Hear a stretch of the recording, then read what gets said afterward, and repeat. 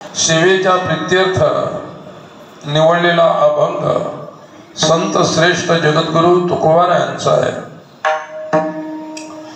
तुकोबारायांनी प्रस्तुतच्या आपल्या या अभंगामध्ये आयुष्याचा शेवट गोड झाला पाहिजे,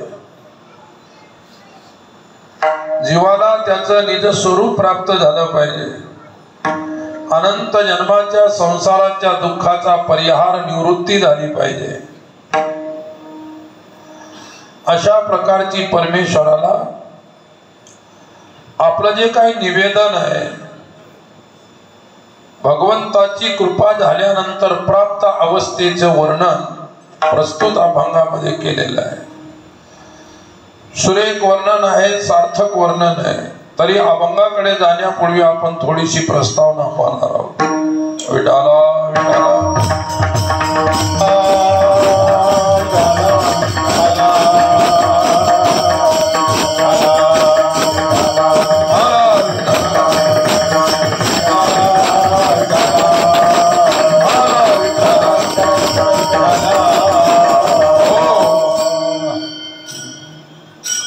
जन्म आणि मरण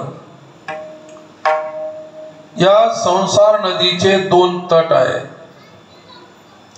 पहिला तट म्हणजे पहिला किनारा आहे जन्म, दुसरा किनारा आहे मृत्यू। जगद्गुरु शंकराचार्य भगवान सांगतात, अपार संसार समुद्र मध्ये शरणांगतो मे शरणं किमस्ति गुरो कृपालो कृपया वदेत विश्वेशपादाम्बुज दीर्घ नौका। संसार हा अपार सागर आहे, लक्षात घ्या।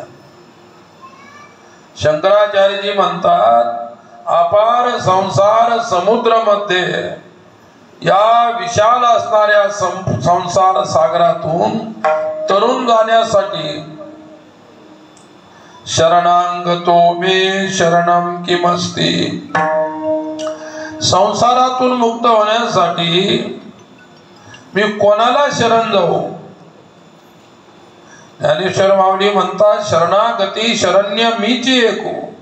शरण जाणारा शरण्य जर कोणी असेल तो एकटा मीच आहे। विठाला विठाला विठाला विठाला विठाला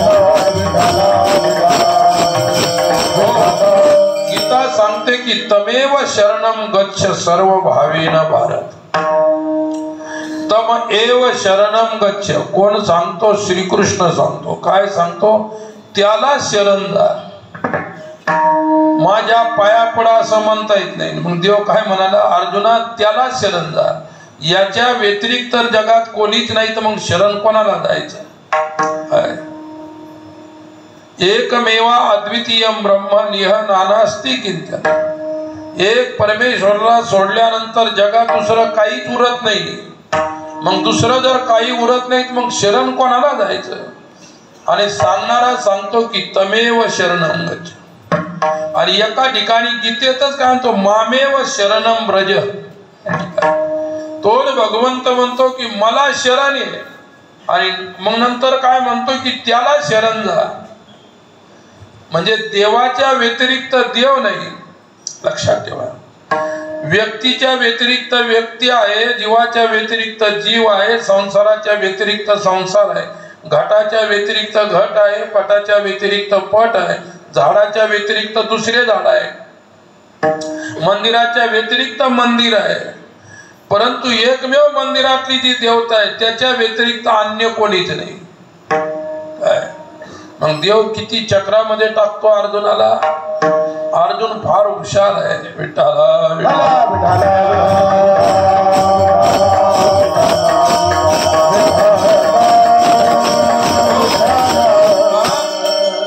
तमेव शरणं गच्छ। तम एव त्यालाच, ज्याच्या व्यतिरिक्त जगात दुसरा कोणीच नाही त्याला शरण जा। सर्व भावे देवासी सर्व भावे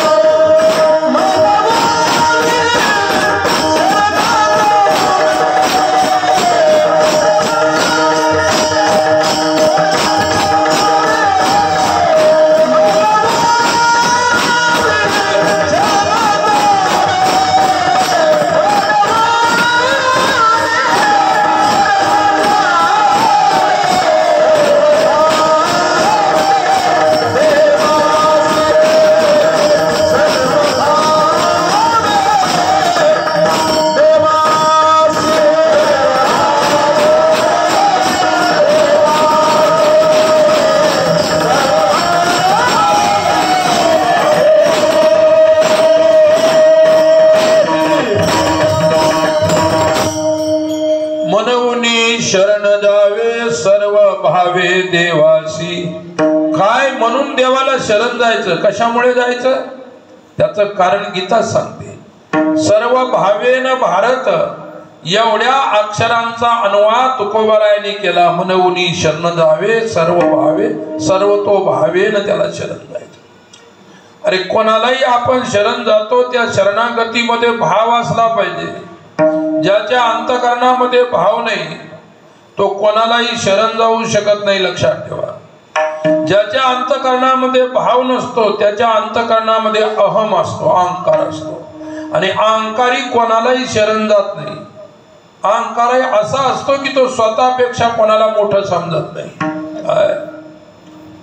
हिरण्यकश्यपू म्हणायचा की माझ्याच पाया पडा, माझ्या व्यतिरिक्त कोणीच देव नाही. तो देव होता का? नाही. परंतु तो जोगाला सांगायचा की मी देव आहे, मला शरण जा, माझ्या व्यतिरिक्त कोणी देव नाही. मग अन्यत क्वचित नास्ती, भागवतामध्ये वर्णन आहे. माझ्याशिवाय भगवंत म्हणता दुसरा कोणीच नाही जगामध्ये. विठ्ठला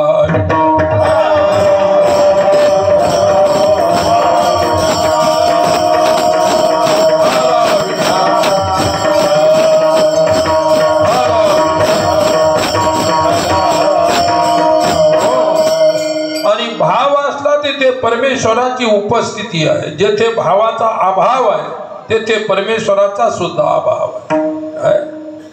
मग दिसतं हे सर्व कसं आहे, अभाव रूप आहे. अभावाला आपण भाव म्हणून चालत आहोत. दोरीला सर्प म्हणून चालता की नाही? दोरीवरती काय, दोरी सर्प नाही पण दोरीला भ्रमाने सर्प म्हटलेलं आहे.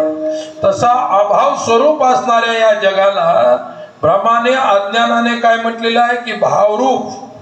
भावरूप फक्त देव आहे. विठ्ठला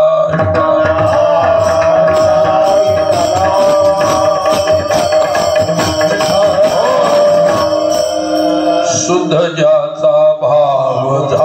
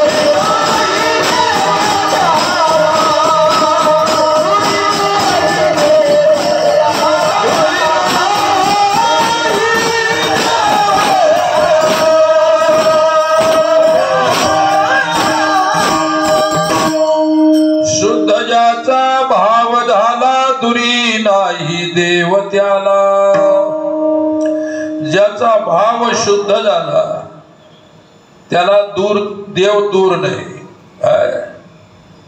तुका म्हणे चित्त करावे निर्मळ, येऊनी गोपाळ राहे तेथे. हृदय निर्मळ झालं की देव तुमच्या जवळ आहे. हृदय मलिन असेल तर देव आपल्या जवळ नाही. निर्मळ हे काया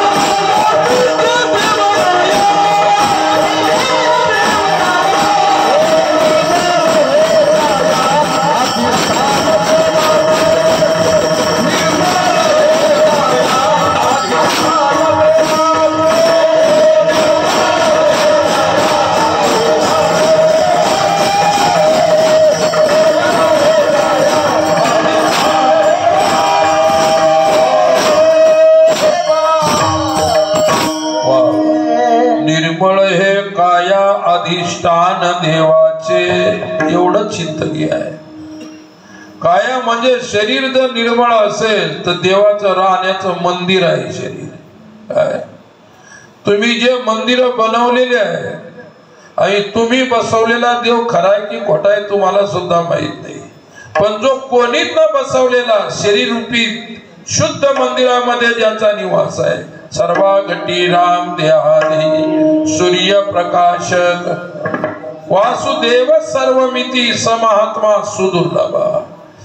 सर्व जगात दिसतो तो वासुदेव दिसतो. सर्व घटी पाहे एक वासुदेव,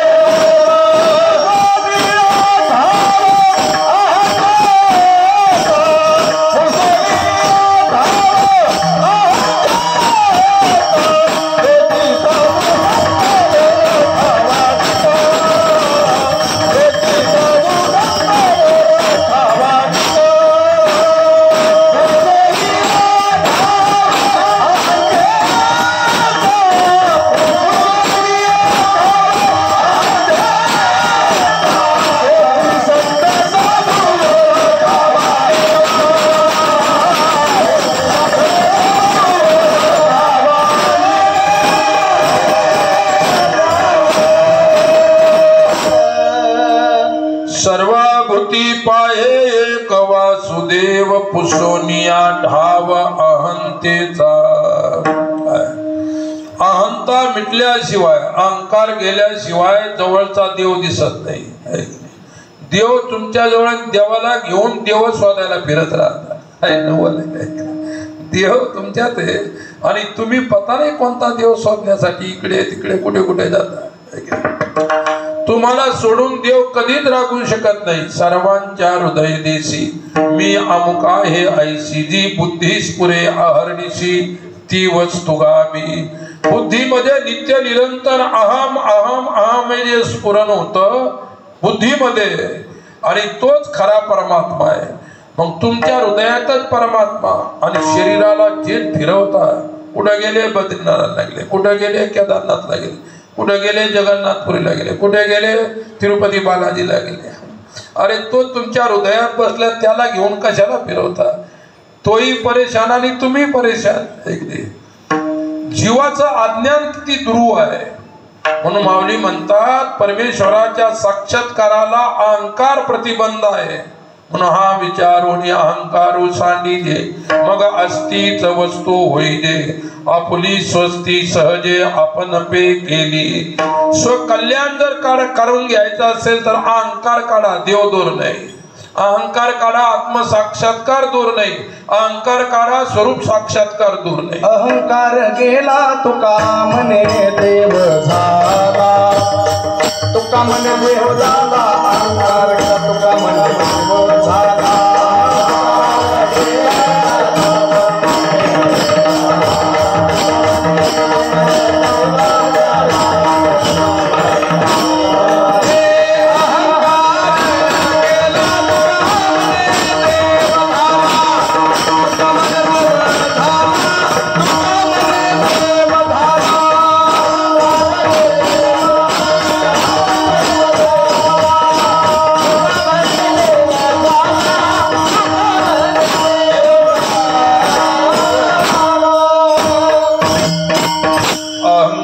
गेला तुका म्हणे देव झाला. देव झाला का आहेच तो, पण झाल्याचा सुद्धा भ्रम आहे की नाही.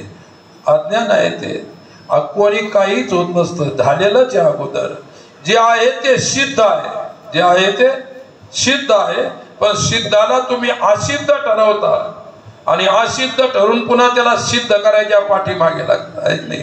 त्याला वेदांतामध्ये अध्यारोप अपवाद म्हणतात. विठ्ठला विठ्ठला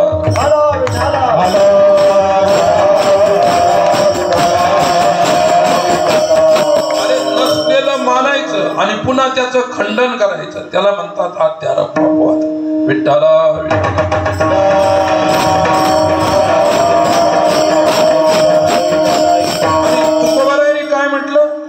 देवा आहा देवा आहा हरे की बहारो हरे की बहारो हरे की बहारो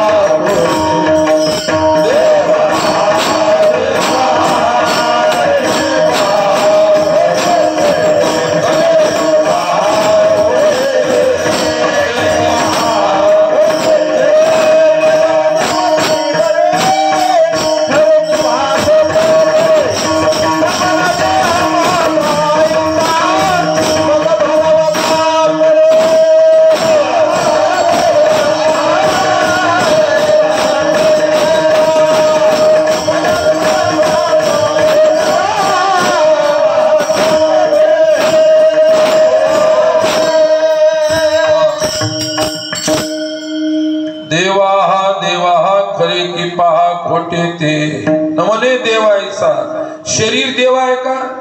शरीर देव नाही, लक्षात ठेवा. आणि आपण पूजा कशाची करतो? शरीराची करतो. दगडाची मूर्ती उभी असते, शरीर आहे का? काय आहे ते? आणि ते ही जड शरीर, पाषाणाचं शरीर. त्याच्या पायाला काय कुंकू लावता, कपाळाला काय लावता आहे की नाही? आमची पूजा करता आम्ही जड आहे का चेतन आहे? आम्ही चेतन आहे, पण तुम्ही पूजा जडाची करता. शरीर जड आहे, शरीर जड आहे, इंद्रिय जड आहे, मन जड आहे, बुद्धी जड आहे. काय माया सुद्धा जड आहे, फक्त ईश्वर चेतन आहे. विठ्ठला विठ्ठला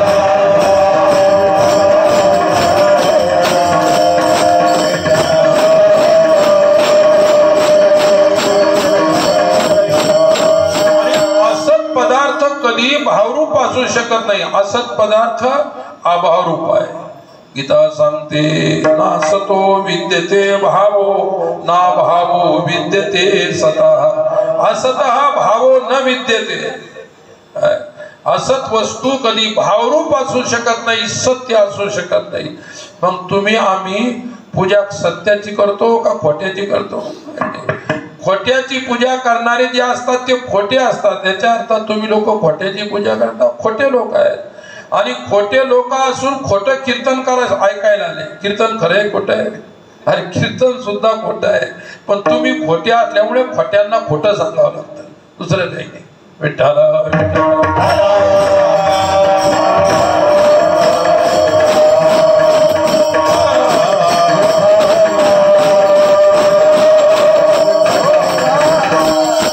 संपूर्ण खटाटोप सत्य कळण्यासाठी आहे. संपूर्ण खटाटोप कशासाठी आहे? आणि कशानं सत्य कळून घ्यायचं? खोट्यानं खरं समजून घ्यायचं, असत्यानं सत्य समजून घ्यायचं. किती नवल आहे.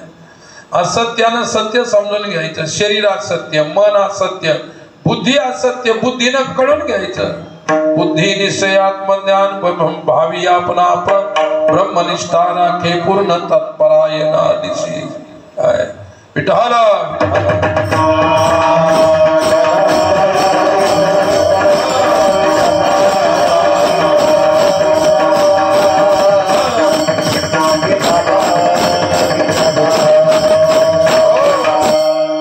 नाशिवंत देता ब्रह्मा येईल.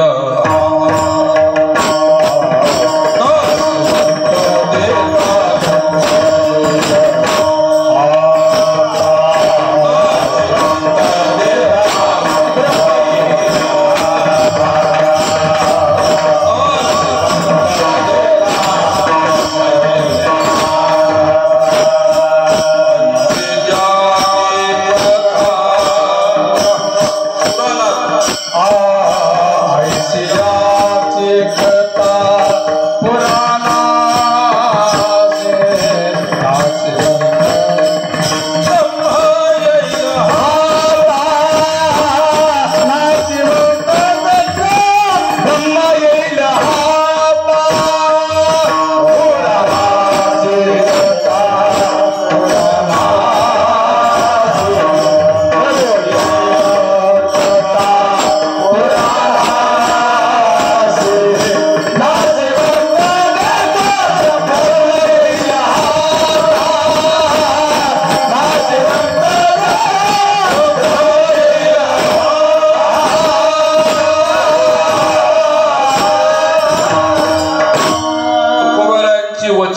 नाशिवंत दिलं तर सत्य ब्रह्म हातात येईल, म्हणजे ब्रह्म प्राप्ती होईल.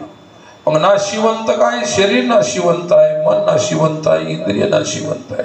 साधना शरीराने होते. साधना कशाने होते? काय हे साधन? शरीर हे साधन आहे. शरीर माध्यम खलु धर्म साधनम. शरीर हे धर्म प्राप्तीचं, ब्रह्म प्राप्तीचं, ईश्वर प्राप्तीचं साधन आहे. आणि या साधनाने परमार्थ होत असतो, लक्षात ठेवा.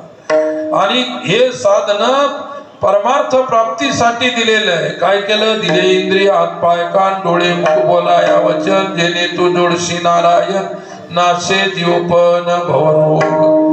मग शरीर जे आहे, शरीर आत्मा नाही. शरीर काय नाही? आत्मा नाही. शरीर चैतन्य नाही. शरीर ब्रह्म नाही. तर शरीर जड वस्तू आहे. रामायणामध्ये तुळशी बाबा सांगतात, क्षितिजल पावक गगन समीरा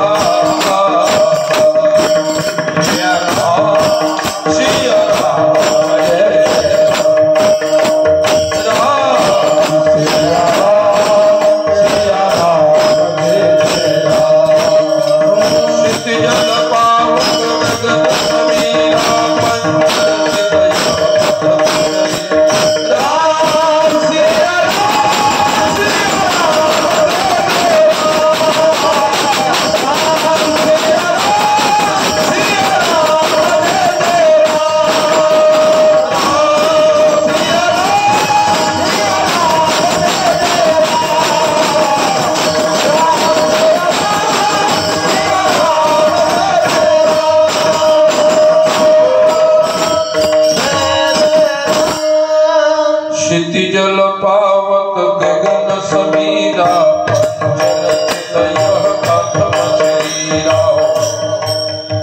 पंचभूताचं शरीर आहे. आपण विचारलं देह माझा आहे, देह माझा आहे म्हणतो, आणि मी सुद्धा आहे म्हणतो, मी आहे म्हणतो, पण मी कोण आहे हे माहित नाही. काय त्याला कारण आहे की मी न कळण्याचा अर्थ आहे की अहंकार आहे. आणि मोठ्यांचा अहंकार जात नाही. काय एकदा काय झालं की विश्वामित्र आणि वशिष्ठाचे भांडणं होते. कायमचे त्यांचे एकमेकाशी झगडा असायचे. दोघं अज्ञानी होते का ज्ञानी होते? मग ज्ञानी माणसं झगडा करत असतात का? अरे ज्या अर्थी झगडा करतात त्यावेळी अज्ञान आहे. वादविवाद करतात त्याचा अर्थ अज्ञान आहे. काय वादविवाद होतो की नाही, तर ते अज्ञान आहे. फक्त शास्त्रीय वादविवाद पाहिजे. त्या शास्त्रीय वादविवादाच्या मंथनातून काय तुमचं ब्रह्मप्राप्ती होत असते, असं म्हटलेलं आहे. वादे वादे जायते तत्वबोधः.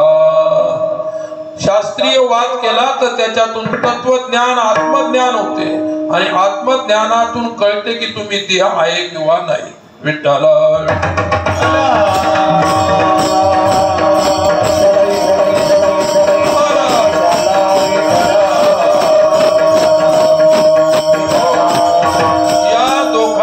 वादविवाद होता.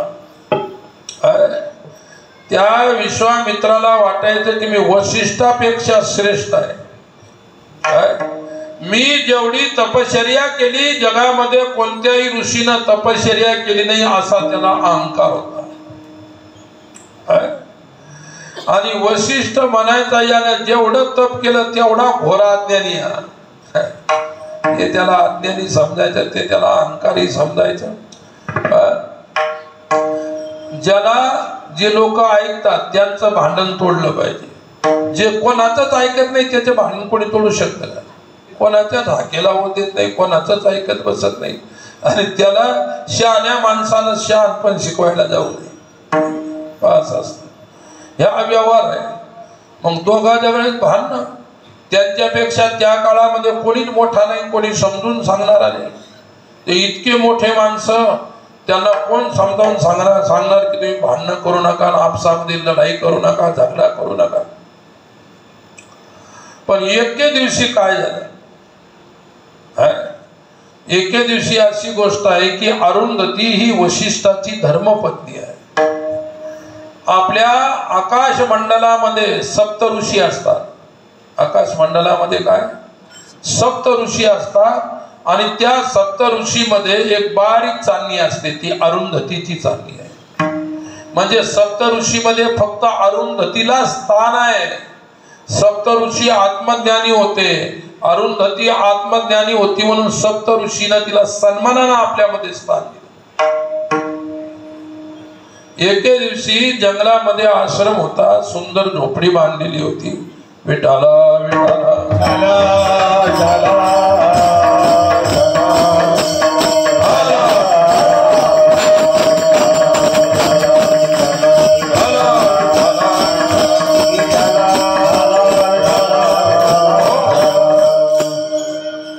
वेदांत वाक्येषु सदा रमन्तः भिक्षानवन्त चतुष्टिमन्त विशोकवन्त कर्णे रमन्त कौपीनवन्तः खलु भाग्यवन्त. असे त्यागी वशिष्ठ होते. अरण्यामध्ये एका वृक्षाच्या खाली वास करणारे, छोटीशी झोपडी बांधलेली. पती सुद्धा आत्मज्ञानी, पत्नी सुद्धा आत्मज्ञानी. आणि त्यांचा नियम होता, संध्याकाळी भोजन वगैरे झालं की त्यांच्या झोपडी पुढच्या एक सुंदर वृक्ष होता, त्याच्या खाली बसायचं आणि आत्मचर्चा करायची. आत्मचर्चा करायची. दोघांची आत्मचर्चा चालू होती तर अरुंधतीने म्हणाली माझा प्रश्न आहे तुम्हाला. ते बोले बोल काय प्रश्न आहे. नाही प्रश्न काय असा शास्त्रातला नाही, बाहेरचाच प्रश्न आहे, पण विचारावंसं वाटतं. मला एक सांगा तुम्ही, काय जगामध्ये यावेळी सर्वश्रेष्ठ ऋषी कोण आहे. अरुंधती विचारते वशिष्ठाला, पत्नी पतीला विचारते की यावेळी जगामध्ये सर्वश्रेष्ठ महान तपस्वी कोण ऋषी आहे. आणि अगं वेडी झालीस की काय, तो विश्वामित्र त्या झाडावरती येऊन बसला होता, एवढा मोठा दगड घेऊन बसला होता. आज याला कायमचाच मारून टाकणार. न रहेगा बास न बजेगी बासुरी. पुन्हा वादविवादच करायचं काम नाही. मारायच्या हेतून बसला होता झाडावर आणि ऐकू लागला काय बोलतात ते. म्हणजे यांचं बोलणं संपलं की वरून दगड डोक्यातच टाकतो त्या वशिष्ठाच्या. आणि मग प्रश्न केला की जगामध्ये सर्वश्रेष्ठ ऋषी कोण आहे.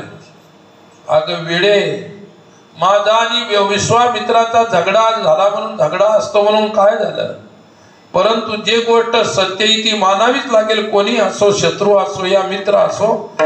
अगं वेडे, जगामध्ये विश्वामित्रासारखे कोण महान ऋषी आहे. अरे तोंडावर स्तुती करणारे भरपूर असतात, पण ज्याची स्तुती माघारी होते तोच खरा प्रशंसनीय स्तुती योग्य असतो. तोंडावर त्या ठिकाणी मनावर लागतं की तुम्ही बरे आहे. जन्मभर दारू प्यायला आणि सावडायच्या दिवशी भाषण करणारे म्हणतात फार चांगले होते. सर्व गावाला ज्याला बिघडवलं होतं त्यालाही चांगलं म्हणावं लागतं. विठ्ठला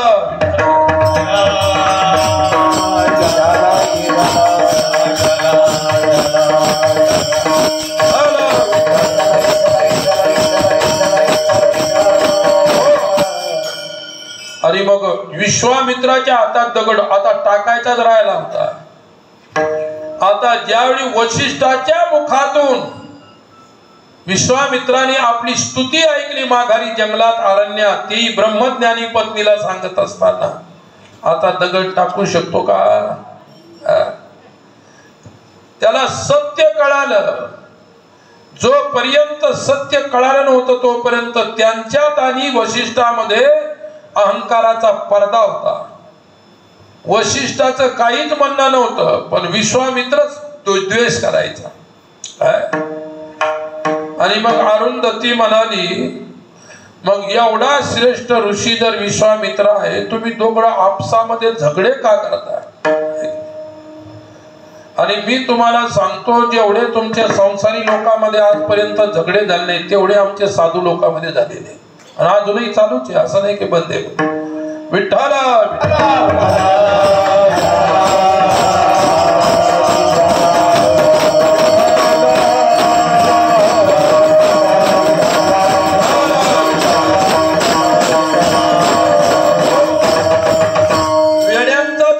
कधी मोडतो एक होतीले सांगता येते, पण शहाण्याचा झगडा लय खतरनाक असतो. शहाण्याच्या झगड्यात कोणीच पडू नये. शहाण्याचा झगडा खतरनाक.